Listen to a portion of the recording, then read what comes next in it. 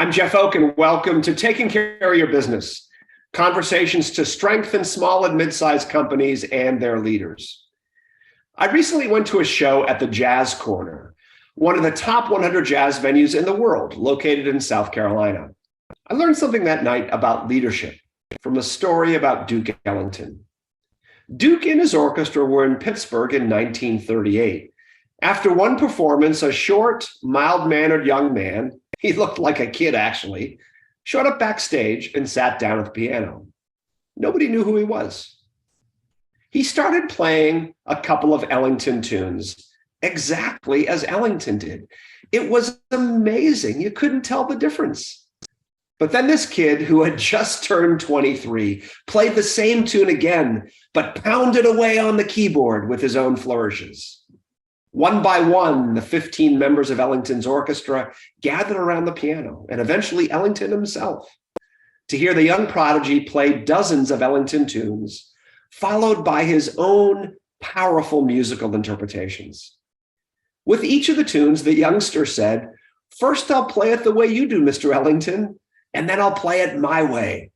The Duke loved it. That youngster was the legendary Billy Strayhorn, who joined the orchestra soon thereafter and collaborated with Ellington for more than 3 decades. "I'll play it the way you do, Mr. Ellington, and then I'll play it my way." Here's the leadership lesson. Ellington was one of the best there ever was at what he did. He was a giant among giants. And Ellington encouraged this young kid to take his music and to run with it, to make it his own, to speak in his own musical voice. That's what great leaders do. Their mantra is not my way or the highway. Through their actions, great leaders send this message.